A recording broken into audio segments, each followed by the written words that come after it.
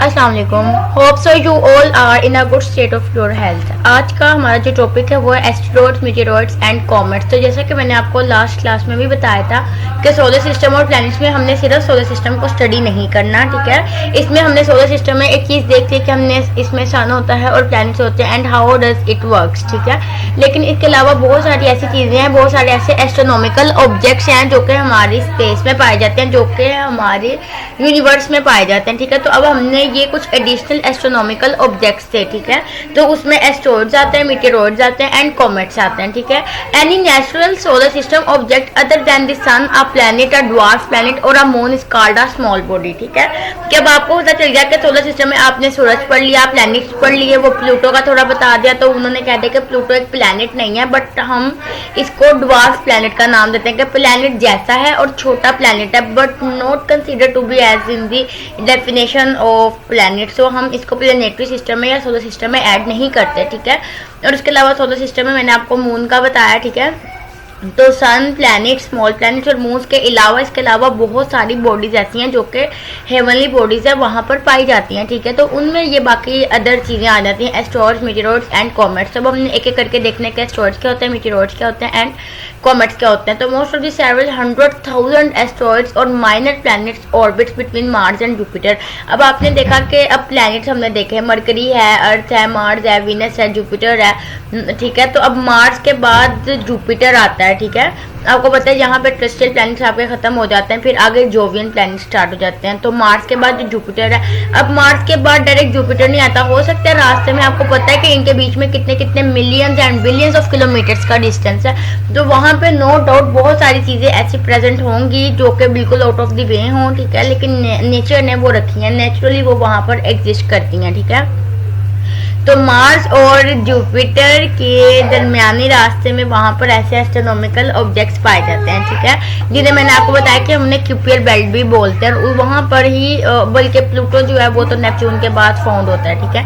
तो हम अभी बात करें मार्स और जुपिटर के बीच में, इसी तरह 2 डिफरेंट प्लैनेट्स के बीच में इस तरह की चीज़ें पाई जाती हैं। वो मार्स और जुपिटर के बीच में भी हो सकती हैं, वो मरकरी और वीनस के बीच में। मतलब ये है कि एक प्लैनेट से दूसरे प्लैनेट के बीच में, या इवन के सन से लेकर फर्स्ट प्लैनेट के बीच में, या इन प्लैनेट्स के अलावा और किसी स्पेस में किसी जगह पर ऐसी चीजें पाई जा सकती हैं, ऐसे ऑब्जेक्ट्स पाए जा सकते हैं, ठीक है। तो फिर हम उन्हें क्या बोलते हैं, एस्टेरॉइड बेल्ट बोलते हैं, ठीक है। In a nearly flat ring called the asteroid belt. तो ये भी किसी ना किसी दायरे में मूव कर रहे होते हैं, ठीक है, कोई ना कोई इनका भी पाथ होगा, तो वो एक बेल्ट, एक चेन बन जाती है, ठीक है। The myriad fragments of asteroids and other small pieces of solid matter that populate interplanetary space के। इंटरप्लेनेटरी स्पेस मींस दैट के जो हमारा प्लैनेट सिस्टम है, जो प्लेनेटरी सिस्टम है, उसमें वो जो जगह है वो वाली जगह भी, और इंटर मींस उनके दरमियान भी। तो यहाँ से क्लियर हो गया कि जैसे मार्स और जुपिटर के दरमियान, मतलब 2 प्लैनेट्स के बीच में भी ये एग्जिस्ट कर सकते हैं। जरूरी नहीं है कि सन है उसके इर्द गिर्द 8 प्लैनेट्स है और उसके बाद बाहर वाली जगह में ही है बस, ये नो, ये 2 प्लैनेट्स के बीच में भी मतलब एग्जिस्ट कर सकते हैं। तो माइराइट बेसिकली बोलते हैं नंबरलेस, मतलब अनगिनत, ठीक है।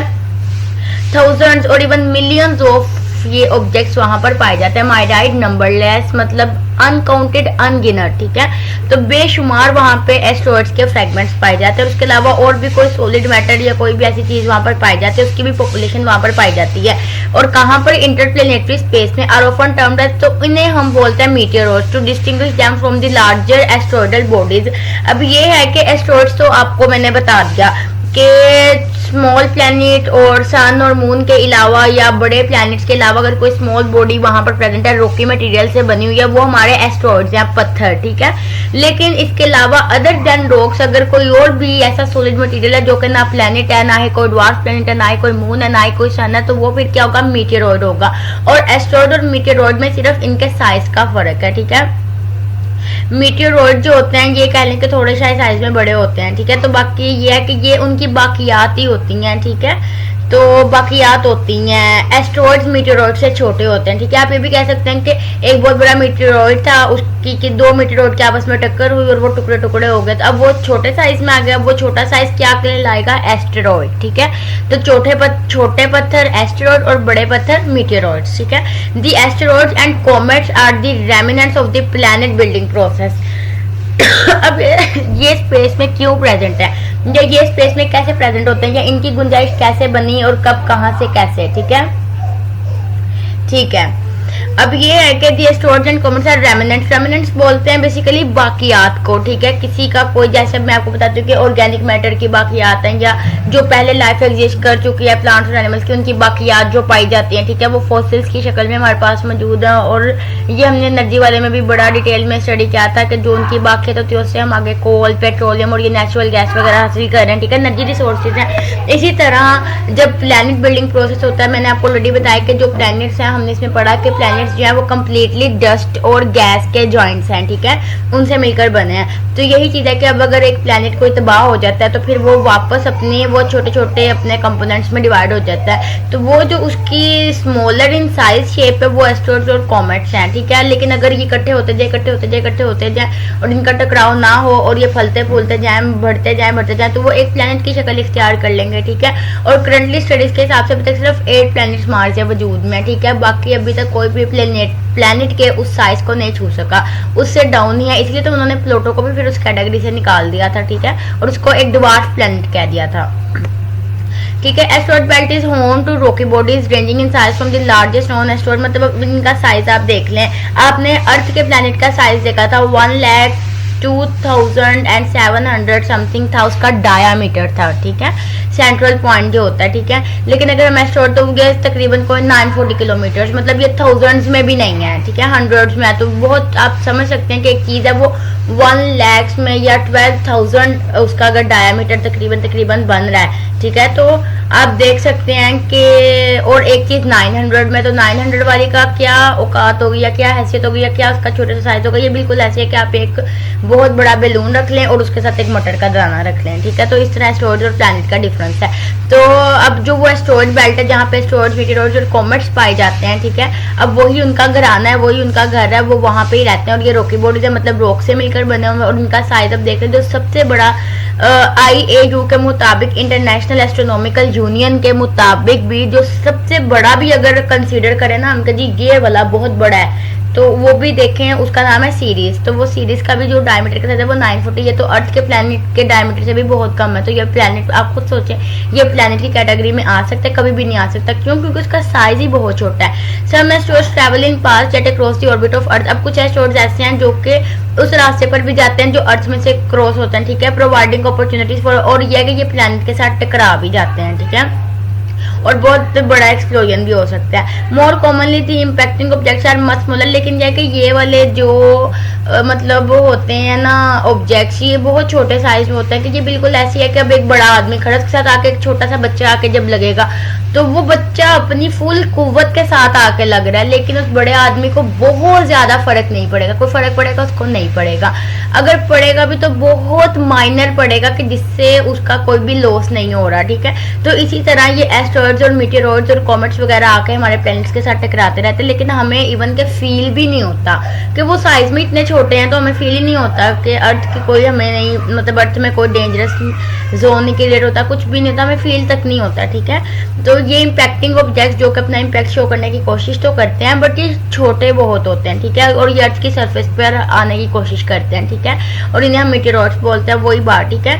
मेन इसमें यही था कि एस्ट्रॉइड, मीटियोरॉइड्स और कॉमेट्स क्या होता है, आपको पता है कि प्लैनेट बिल्डिंग प्रोसेस में जो उनकी बाकियात होती हैं वो एस्ट्रॉइड, मीटियोरॉइड और कॉमेट्स है, और ये रॉक से मिलकर बने होते हैं। बाकी ये प्रेजेंट है स्पेस में, ऐसे इनका कोई रोल नहीं है, कोई कंट्रीब्यूशन नहीं है, बेतुके फजूल में पड़े हुए हैं बेकार, ठीक है, ऐसे खलल डालने के लिए। लेकिन ये है कि ये इतने ज्यादा कोई इंटरफेरेंस कॉज नहीं कर सकते क्योंकि ये साइज में बहुत छोटे हैं, ठीक है। नेक्स्ट है इनकी physical characteristics of comet nuclear are fundamentally different from those of asteroids. इनकी थोड़ी बहुत कंपोजिशन थोड़ी बहुत डिफरेंट है, ठीक है। अब जैसे कि मीटियोरॉइड्स मैंने आपको बताया लार्जर इन साइज है, तो डेफिनेटली उसकी कंपोजिशन या उसकी जो फिजिकल कैरेक्टरिस्टिक्स है वो भी थोड़ी डिफर करेंगी एस्ट्रॉइड के निस्बत, ठीक है।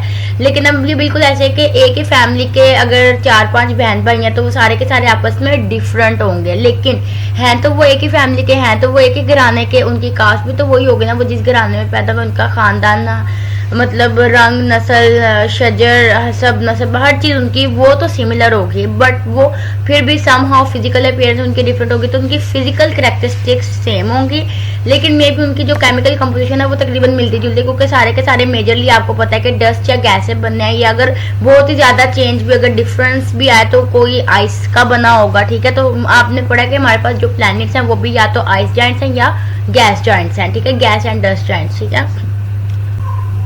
Further, ices are the main constituent predominantly frozen water, but frozen carbon dioxide, carbon monoxide, methanol and other ices are also present. ठीक है, अब मैंने आपको बताया था कि जो हमारे पास गैस जॉइंट्स हैं या डस्ट जॉइंट्स हैं वो डिफरेंट गैसेस से मिलकर बने हुए हैं। ठीक है, तो इसी तरह लेकिन ये क्या स्टोरेज मेटेरियल्स और कॉमेट्स में भी यह कि ज़्यादातर ये भी मतलब आइस जॉइंट्स भी होते हैं। ठीक है, आइस इनका मेन कंस्टिट्यूएंट है कि इनमें आइस भी होती है, लेकिन उसके अलावा इनमें गैसेस भी होती हैं। ठीक है, तो ये आइस और गैस का मिक्सचर होता है। ठीक है, हम इसको प्रॉपरली हो सकता है जैसे प्लैनेट से कुछ गैस जॉइंट से और कुछ आइस जॉइंट से, इसी तरह एस्ट्रॉइड्स मेटेरियल्स और कॉमेट्स भी कुछ हो सकता है आइस जॉइंट से, कुछ हो सकता है कि गैस जॉइंट्स हो, कुछ हो सकता है कि डस्ट जॉइंट्स हो, कुछ हो सकता है कि जिनमें आइस भी हो गैस भी हो। ठीक है, प्रीडोमिनेंटली क्योंकि आइस तो सब में ही होगी। ठीक है, और वो भी वाटर उनमें जमा होता है। ठीक है, बाकी और फ्रोजन कार्बन की गैसेस भी उनमें मतलब फ्रोजन कंडीशन में होंगे। ठीक है, और कुछ आइसिस की और फॉर्म्स भी वहाँ पर प्रेजेंट है। ठीक है, तो वो आइस जॉइंट्स होते हैं। ठीक है, लेकिन बने वो गैस से ही होते हैं, लेकिन बस वो एक शक्ल इस तरह की इख्तियार की होती है कि हर चीज़ जमी जमी सी लगी होती है, इस वजह से वो मतलब वहाँ का जो टेम्परेचर वगैरह उसको इतना इम्पैक्ट नहीं पड़ता। ठीक है,